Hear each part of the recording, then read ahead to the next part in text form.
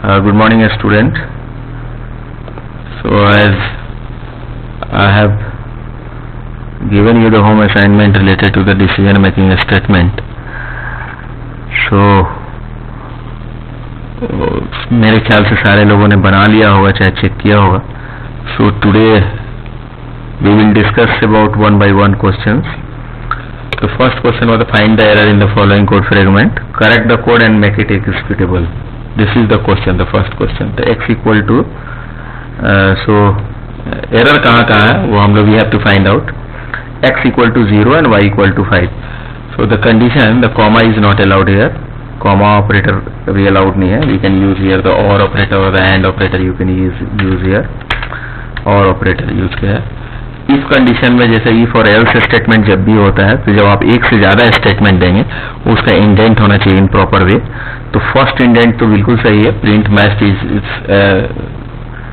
Well and good, but second print statement उसको हम लोगों we have to indent in a proper way. In the else statement indentation problem once again, to print no match. Now the program is okay. So I have already written down all the errors in the below of the program. Just go through the program. X equal to 1 comma y is less than equal to 10. It means is not allowed here. Comma is not allowed here. Print statement should be indented in a proper way. And another in the else statement, print no match to whatever is actually written. It is not allowed here. So now you execute the program, it will run.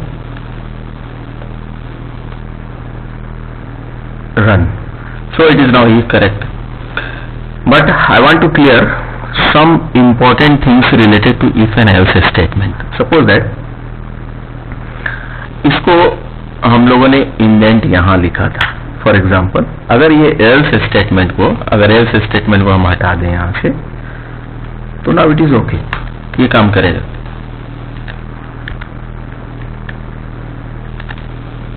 अगर single if statement में अगर हम लोग you're suppose that you are going to return down the two statement और एक statement block से बाहर रखते हैं तो इट इज फाइन, ये वर्क करेगा. जैसे एग्जीक्यूट करा के अगर हम लोग देखते हैं नाउ इट इज ओके. अब एल्स अगर आपने दे दिया तो ये ब्लॉक क्या हो गया कि इफ अदरवाइज एल्स ब्लॉक में चला जाता है. तो एल्स ब्लॉक के लिए आपको इंडेंट प्रॉपर करना जरूरी है, जैसा कि यहां दिया हुआ. तो अगर ये इसको हम लोग यहाँ ब्लॉक से बाहर कर दें तब भी ये काम करेगा. एग्जीक्यूट करा के देखते हैं. लेकिन लास्ट वाला जो स्टेटमेंट है मेरा, sorry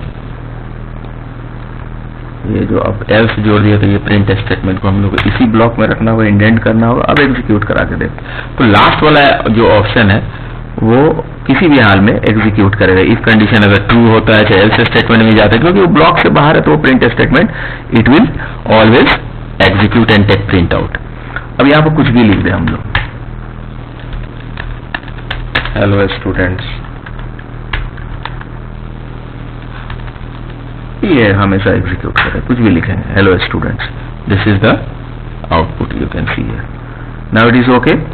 Now we will discuss about the second questions. I have already written down. So second question is a very important question, and in the previous class we already discussed about the logical operator, how it works. Logical operator. The first जो question है वो x का value क्या है मेरा 0. Suppose that y का value 1 and z equal to 1. I have given x equal to, suppose that x equal to 1. X equal to 0 and y equal to 1 and z equal to also 1. How it works? Now it will first of all check x is less than y. X is less than 0 is, now x is less than y means 0 is less than 1. 0 is less than 1, true, right? And y is less than z, yani 1 is, question should be right, 1 is less than 1, no, false. Now so true and false equal to false. True and false equal to false. तो पहला if condition तो false हो गया, तो branch 1 पे it will never take print out. Next में चलते हैं हम लोग. नेक्स्ट वाला इसी तरह देखते हैं. x का वैल्यू कितना है मेरा 0. 0 is greater than y, no, false हो गया. And now y is greater than z, 1 is greater no false, तो false false equal to false आ गया, राइट। तो ये एज लास्ट दोनों condition, if condition is now not true, elif condition is now false, तो कहाँ जाएगा, एल्स स्टेटमेंट में जाएगा। तो जब हम लोग x का value, when you execute the program x equal to, suppose that I have taken here, just close it, okay, execute the program once again, F5, x equal to, suppose that I have given here x equal to 0, y equal to 1 and z equal to 1, else statement में जाएगा, branch 3 and end of the branch 3 में चला गया, यानी else statement में लिखा हुआ branch 3, it will take print out। अब जो नेक्स्ट क्वेश्चन है, नेक्स्ट जो हम लोग को वैल्यू इनपुट कराना है, वो नेक्स्ट वैल्यू अगर हम लोग पुट कराते हैं, इसको रन कराते हैं फिर से, तो नेक्स्ट वैल्यू जो है वो बोला x equal to -1 and y equal to 50 and z equal to 100। Now इसको चेक करते हैं हम लोग कैसे होगा। तो -1 is less than equal to 50, -1 यहाँ क्या हो जाएगा मेरा, -1 and y equal to 50 and z equal to 100. So -1 is less than 50, right? True. And 50 is less than 100. Yes, true. True. So true equal true and true. True and true equal to true. So when you execute the program once again, x equal to -1, y equal to 50 and z equal to 100. Execute the branch 1 and end of the branch जो है वो एकदम बिल्कुल block से बाहर है, तो वो तो किसी भी हाल में वो प्रिंट आउट होगा। मेरे ख्याल से बात समझ में आ गई होगी। अब हम लोग will discuss about the third question. जो फोर्थ क्वेश्चन है वो ये related to the flow chart, तो फ्लो चार्ट तो नहीं यहाँ बताया जा सकता। तो थर्ड क्वेश्चन हम लोग डिस्कस करेंगे, जो कि मेरे ख्याल से बहुत ही इंपॉर्टेंट है। लास्ट क्लास में we already discuss about it, nested if. वो नेस्टेड इफ से रिलेटेड है।